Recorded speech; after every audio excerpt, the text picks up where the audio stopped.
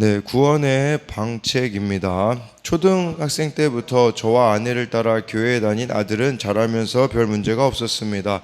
그래서 저는 아들이 믿음 생활을 잘하고 있다고 생각했습니다. 그런데 아들은 고등학교 들어가더니 교회 수련회를 안 가겠다는 말을 시작으로 이후에는 주일 예배도 드리지 않았습니다. 주일에 같이 식사하면서 설교 말씀도 요약해주고 나름 예배를 드릴 수 있도록 애썼지만 아무 소용이 없었습니다. 이스라엘 백성이 유월절 양의 피를 문인방과 좌우설주에 바른 것처럼 예수님의 보혈 안에 거해야만 구원받을 수 있는데 아들이 점점 구원과 멀어지는 것 같아 못내 안타까웠습니다. 2년 전 코로나19 팬데믹이 시작된 해에 대학에 들어간 아들은 1학년을 마치고 작년에 입대했습니다. 그런데 입대하자마자 훈련소에 확진자가 발생해 몇 주간 격리 생활하고 겨우 훈련을 받았습니다. 아들은 훈련을 시작하고 많이 힘들었는지 훈련 받은 첫 주에 교회에 다녀왔다고 했습니다. 그 말을 들으니 아들이 문 밖에 나가지 않고 군대에 갇혀 있는 것이 오히려 하나님의 구원의 방책이라는 생각이 들어 감사했습니다. 그런데 아들이 두 번째로 참석한 예배에서 또 확진자가 나와 어쩔 수 없이 또 격리를 하게 되었습니다. 문제는 예배에 참석한 사람들만 격리 대상이다 보니 잘못하다가는 훈련소에서 유급이 될 수도 있었습니다. 그러나 다행히 아들은 끝까지 훈련을 마치고 원하는 부대에 배치되었습니다. 지금 돌이켜보면 아들이 너무 연약하기에 하나님이 은혜를 베푸셔서 아들이 원하는 대학에 들어가고 코로나 재앙 가운데서도 무사히 훈련을 마치게 해주셨다는 생각이 듭니다. 이스라엘 백성이 출애굽할 때 빈털터리 광야에 가지 않도록 하나님이 애굽 사람의 물품을 취하게 하신 것처럼 호호 불어가시며 저와 아들을 조심스레 인도해 가신 하나님의 사랑에 눈물이 납니다. 제가 여러 고난 가운데 주님을 영접하게 되었듯이 그동안 살면서 큰 고난이 없던 아들도 군대라는 광야를 통해 하나님을 인격적으로 만날 수 있기를 기도합니다. 저 또한 여호와의 유월절 제사가 자녀에 대해도 영원히 지켜질 수 있도록 자녀에게 삶으로 믿음의 본을 보이는 부모가 되기를 소원합니다. 코로나19와 군대라는 막힌 환경을 통해서라도 아들을 예배의 자리로 인도해 주신 하나님을 찬양합니다. 적용하기입니다. 아들이 군대에서 말씀 묵상을 생활할 수 있도록 큐티인을 계속 보내주겠습니다. 아들이 휴가를 나올 때마다 주일 예배를 함께 드리겠습니다.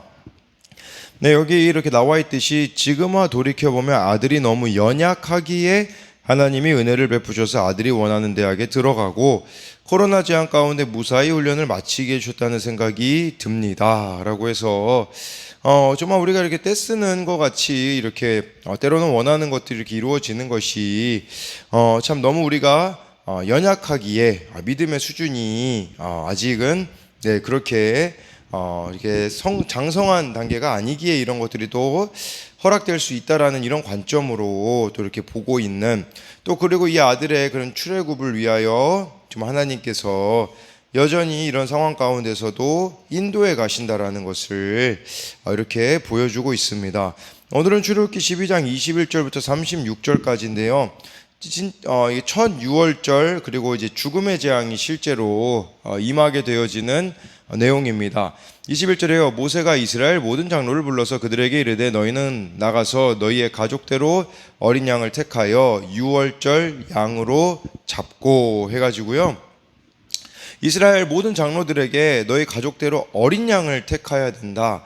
그리고 유월절 양으로 잡아야 한다라는 거예요. 그러니까 이 출애굽이 군사적인 방법으로 이루어지는 게 아니라는 겁니다. 그러니까 우리도 마찬가지지 않겠습니까?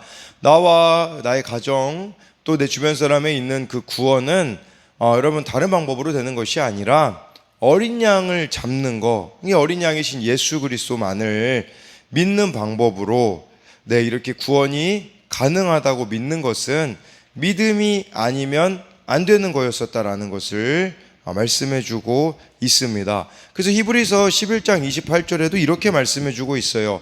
믿음으로 유월절과 피 뿌리는 예식을 정하였으니 이는 장자를 멸하는 자로 그들을 건드리지 않게 하려 한 것이며, 그래서 우리에게 필요한 것은 믿음이라는 거예요. 뭐 이게 될까? 뭐 이런 생각할 수 있지 않았겠습니까? 근데 어리석어 보이지만 믿는 겁니다.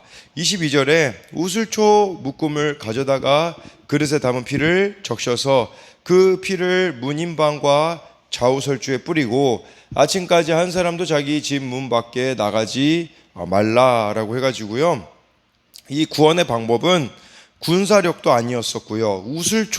이 우슬초 같은 경우는 잎사귀에 털이 많아 액체가 쉽게 들러붙거든요. 예, 이걸 가져다가 그릇에 담은 피, 그 어린 양의 피를 문인방 좌우설주에 뿌리고 아침까지 아무도 집 밖에 나가지 말라고 이렇게 말씀해 주고 있어요. 그 우슬초 같은 경우는요, 특별히 이 정결 의식에 사용이 되거든요. 그리고 이후에는 이 우슬초로 나를 정하게 하소서, 이렇게 그렇게 다윗이 죄를 범하고 나서 그런 고백을 하거든요. 우슬초는 뭐 이렇게 한센병, 뭐 나병, 뭐 그런 환자들에게 뭐 약효가 있었다라는 뭐 그런 의미도 이제 이후에 있게 되어지는데, 이것은 우리들에게 무엇을 말하는 거겠습니까? 영적 문둥병자인 우리들이 이렇게 우리들 안에 있는 부정이 정결해져야 된다라는 것을 또 뜻한다라고 볼 수가 있습니다. 그래서 적용 질문으로는 우리 가정에 어린 양의 피를 뿌리고자 내가 해야 할 우슬초 같은 회개는 무엇입니까? 그래서 우리 안에 정말 이렇게 부정한 일들이 또 무엇이 있는지를 봐야 되는 거죠.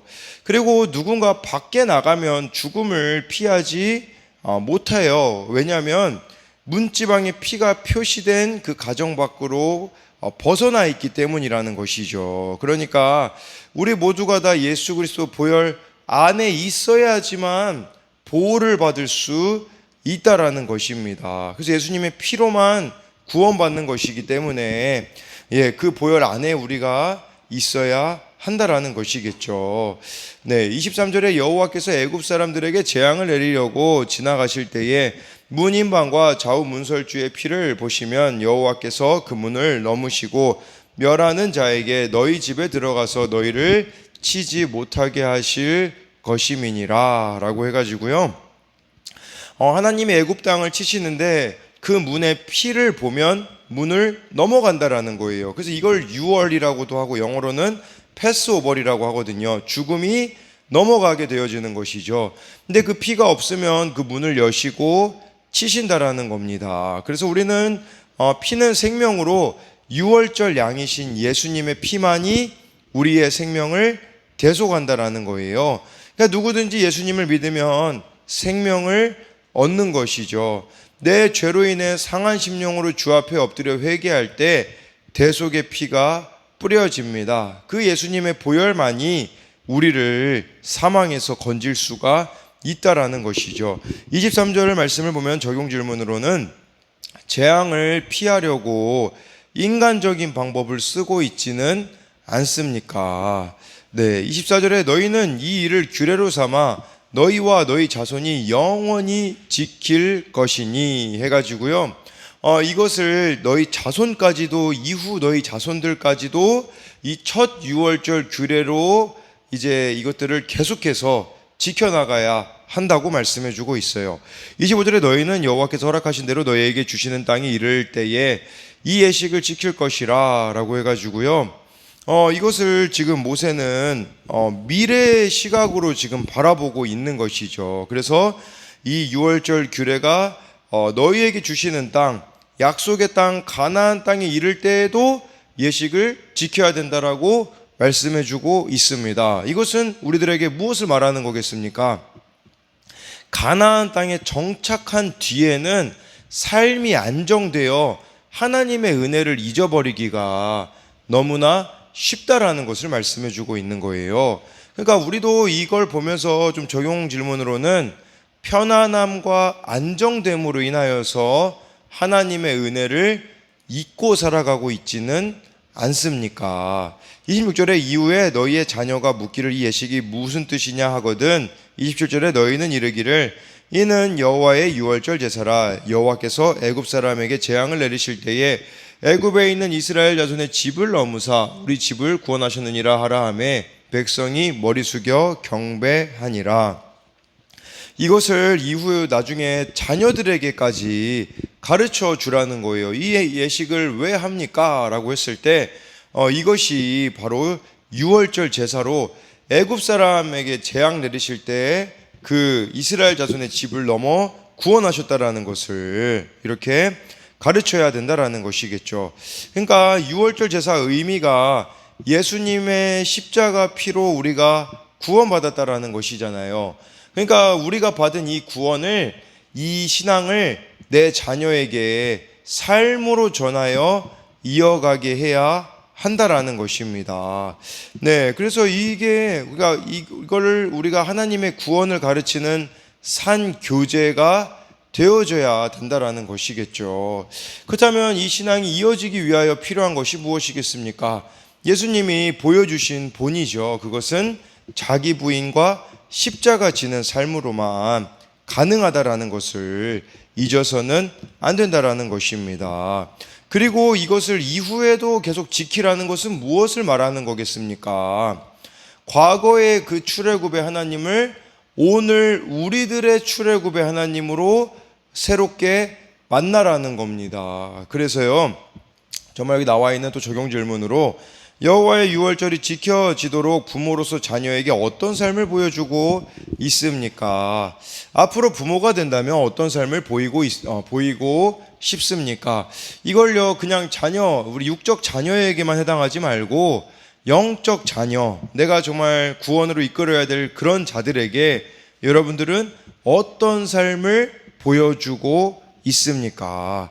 28절에 이스라엘 자손이 물러가서 그대로 행하되 여호와께서 모세와 아론에게 명령하신 대로 행하니라 라고 해가지고요. 네, 제일 중요한 것은 순종이라는 거예요. 아니, 이렇게 하나님이 명령 내리셔도 순종하지 않으면 무슨 소용이 있겠습니까? 그래서 정말 우리가 이렇게 말씀 묵상하는 결론이 이렇게 순종이 되어져야 한다라는 것입니다. 그리고 정말 현재 내가 말씀대로 순종하는 것이 후손에게 신앙을 전수해 주는 것임을 이렇게 말씀해 주고 있는 것이죠. 그래서 이스라엘 자손이 물러가서 그대로 행하되 라는 이 그대로 행하는 것이, 이 순종이 결국은 우리 자녀들에게 또 주변 사람들에게 신앙을 전수해 주는 비결이라는 것이에요. 29절에 밤중에 여호와께서 애굽 땅에서 모든 처음 난 것 곧 왕위에 앉은 바로의 장자로부터 옥에 갇힌 사람의 장자까지와 가축의 처음 난 것을 다 치심해 해서요. 애굽 땅의 바로의 장자는, 이 바로 왕은 이집트의 왕이었기 때문에 가장 높은 자였죠. 바로의 왕부터 옥에 갇힌 사람의 장자, 옥에 갇힌 사람은 가장 낮은 자겠죠. 이것은 이집트에 있는 모든 사람의 첫째 난 것, 또 가축의 처음 난 것이 다 죽게 되어졌다라는 것을 말씀해 주고 있습니다. 30절에 그 밤에 바로와 그 모든 신하와 모든 애굽 사람이 일어나고 애굽에 큰 부르짖음이 있었으니 이는 그 나라의 죽임을 당하지 아니한 집이 하나도 없었음이었더라 라고 해가지고요. 갑자기 한밤중에 온 나라가 초상집이 되었어요. 마침내 심판의 밤이 온 것이죠. 근데 우리가 이걸 생각해 봐야 돼요. 이 밤은 이집트에는 죽음의 밤이었지만 이스라엘에게는 구원의 밤이었었다라는 것을, 또 출애굽의 시작을 알리는 소망의 밤이 되었다라는 것입니다. 그래서 30절 말씀에 대한 적용 질문은 주님의 보혈을 의지해 회개할 때 심판의 밤이 구원의 밤이 될 것을 믿습니까? 31절에 밤에 바로가 모세와 아론을 불러서 이르되 너희와 이스라엘 자손은 일어나 내 백성 가운데서 떠나 너희의 말대로 가서 여호와를 섬기며, 여기 30절에도 그 밤에라고 했는데 31절에도 또 밤에라고 이렇게 나와서 밤을 지금 강조해주고 있어요.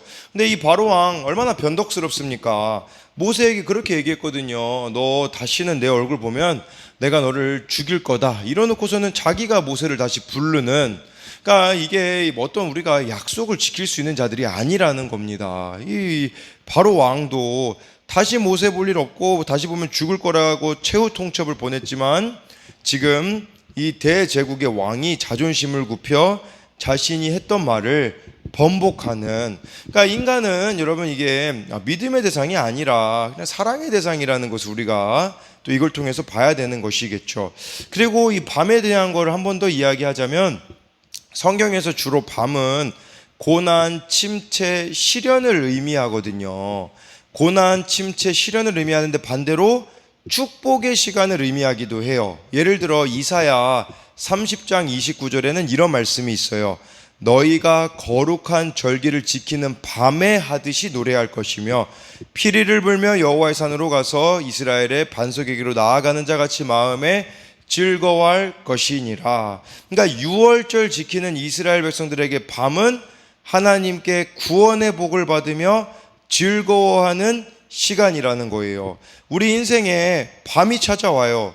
근데 이 밤은 누군가에게는 고난과 통곡의 시간이 될 수 있지만 다른 누군가에게는 예수 그리스도의 십자가를 만남으로써 축복과 구원의 시간이 될 수 있다라는 겁니다. 그 갈림길은 유월절 어린 양을 믿느냐, 그러니까 이 예수 그리스도를 믿느냐 믿지 않느냐에 따라서 갈라질 수밖에 없음을 말씀해 주고 있는 겁니다. 그래서 이거에 대한 적용 질문은 여러분들은 어떤 밤을 맞이하고 있습니까? 고난, 침체, 시련의 시간입니까? 아니면 반대로 축복의 시간인 것입니까? 32절에요. 너희가 말한 대로 너희 양과 소도 너희 소도 몰아가고 나를 위하여 축복하라 하며, 그래서 이 바로 왕이 그 당시 이집트 왕이요, 그 태양신의 아들이라고 했거든요. 그러니까 태양신의 아들이라는 것은 자기가 신이라는 거였었거든요. 근데 그런 자가 나를 위하여 축복하라 이렇게 복을 빌려 달라고 오히려 지금 모세한테 요구하고 있습니다. 그래서 이게 지금 회개가 안 되고 복만 빌어 달라고 말하는 게 우리들의 모습과 너무 비슷하지 않습니까? 문제만 해결해 달라고 해요, 하나님 앞에. 내가 회개할 생각은 안 하고 그냥 문제만 해결해 주시고 축복만 나에게 주시고 이렇다라는 것이겠죠. 그래서 바로는 이스라엘 하나님께 복 받기는 원하지만 자신의 무례함과 오만함에 대해 회개할 마음은 전혀 보이지 않습니다. 여러분, 회개하지 않은 채로 받는 복은 저주가 될 수 있어요. 기복일 수밖에 없어요.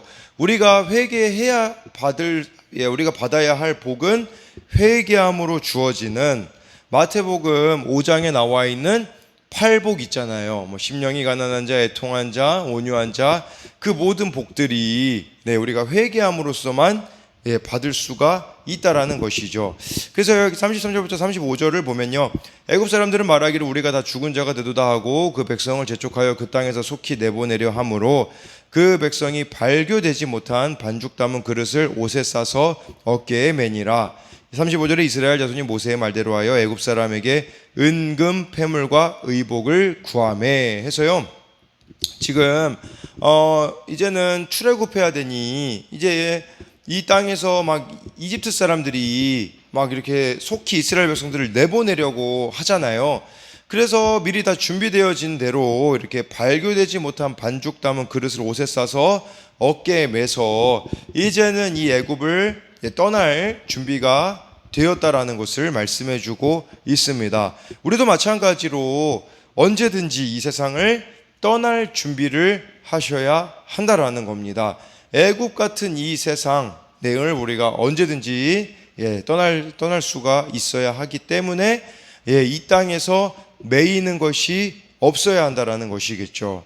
그리고 중요한 것은 말씀대로 순종하는 겁니다. 35절에도 이스라엘 자손이 모세의 말대로 하여 하나님이 주신 말씀대로 애굽 사람에게 은금 패물하고 의복을 구해요. 여러분 생각해 보세요. 지금 무슨 이집트 사람들이 이스라엘 사람들을 좋게 받겠습니까? 그런데도 은금 패물 구하는 거 이거 좀 이게 과연 가능할까 싶지 않습니까? 그러나 하나님 말씀에 순종하였다라는 거죠. 그러니까 우리도 그때그때마다 주시는 말씀에 순종하는 것이 살 길이고 은혜가 입혀지는 기회라는 거예요. 36절에 그렇게 나와 있지 않습니까? 여호와께서 애굽 사람들에게 이스라엘 백성에게 은혜를 입히게 하사 그들이 구하는 대로 주게 하심으로 그들이 애굽 사람의 물품을 취하였더라. 정말 그 말씀에 순종하자 이스라엘 백성들에게 하나님이 은혜를 입게 하셨어요. 이 애굽 사람들을 통해서. 그러니까 애굽 사람들에게 달라는 거, 막 옷도 달라, 은근패물도 달라 했을 때 다 줬단 말이죠. 근데 이 은근패물하고 의복은요, 여러분, 전쟁에서 승리한 자들이 전리품으로 얻는 거거든요.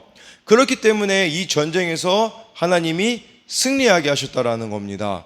어떤 뭐 군사력이나 어떤 능력이나 이런 걸로 승리한 게 아니라 유월절 어린 양의 피, 예수 그리스도로 인하여서 우리는 승리할 수 있다라는 거예요. 그리고 여러분, 이 은근패물, 의복, 옷을 입었다라는 것은 두 번째 의미로는 뭐냐면, 첫 번째는 그 전쟁에서 승리했다라는 의미라면, 두 번째는 이제는 신분이 달라졌다라는 뜻입니다. 여러분, 노예들은요 맨몸이거든요, 맨몸. 근데 이렇게 의복이 주어졌다라는 거, 이건 하나님이 맨몸으로 나가게 하지 않으시고 화려하게 치장한 모습으로 출애굽을 하게 하셨거든요. 즉 노예의 신분이 아니라 이제는 자유자란다, 하나님의 자녀란다 라고 가르쳐 주시는 것이 될 수가 있는 것이겠죠. 그리고 마지막 재앙이 장자였었잖아요. 그러니까 이스라엘 백성들이 좀 하나님의 장자와 같은 자들임을 또 보여주는 사건이 아니었겠습니까? 이것은 좀 더 확장돼서 생각해 보자면, 정말 하나님이 여러분들을 사랑하셔서 장자이신 예수 그리스도를 우리들을 위하여서 십자가에 내어주신 것임을, 그로 인하여 예수님 영접하는 자, 곧 그 이름을 믿는 자들에게는 하나님의 자녀되는 권세를 주셨다라고 요한복음에서 말씀해 주고 있지 않습니까? 그러나 우리들의 문제는 무엇일까요? 이렇게 신분이 바뀌었는데 여전히 애굽의 노예로 살아가고 싶어하는, 세상 것을 내려놓지 못하는 것이 바로 우리들의 안타까운 모습이 아니겠습니까? 그래서요, 적용 질문으로 마지막으로요, 주님의 약속을 믿고 소망 가운데 끝까지 여러분들이 인내해야 할 것은 무엇입니까? 예수님을 믿음으로 자유인으로 살아가고 계십니까? 아니면 여전히 애굽, 세상의 종으로 살아가고 있습니까? 그리하여 정말 이 예수님의 보혈로 우리는 구원받았기 때문에 얼마나 값비싼 은혜를 받았습니까? 여러분, 진짜 비싼 거는 공짜입니다. 뭐 공기를 우리가, 햇빛을 뭐 돈을 냅니까? 안 내죠. 마찬가지로 구원은 공짜로 주어졌어요. 근데 그 구원이라는 게 가치가 없기 때문에 공짜가 아니라 너무 비싸기 때문에 대신하여서 예수님이 치러주신 그 구원의 값비싼 은혜를 아는 자들로, 여러분들이 값싼 은혜로 살아가느냐 값비싼 은혜로 살아가느냐는 여러분에게 달려 있습니다. 그래서 이게 값비싼 은혜가 되어서 정말 끊임없는 이 구원의 사건들이 여러분들의 삶을 통해 이루어지기를 소망합니다.